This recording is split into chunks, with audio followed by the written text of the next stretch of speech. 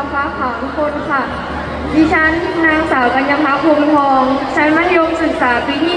4/11ผู้ลงสมัครประธานนักเรียนหมายเลข1และสมาชิกพรรครักทุกคนค่ะสโลแกนทุกสิ่งที่ทำจะดีกว่าทุกคำที่พูดนโยบายข้อ 1มีการส่งเสริมความสนใจด้านต่างๆเช่นด้านกีฬาด้านดนตรีและด้านอื่นๆค่ะ 2. ช่วยกันรักษาความสะอาดของโรงเรียน 3. มีจิตอาสาพาโรงเรียนค่ะฝากพรรครักทุกคนหมายเลข1ไว้ในอ้อมอกอ้อมใจทุกคนด้วยนะคะขอบคุณค่ะ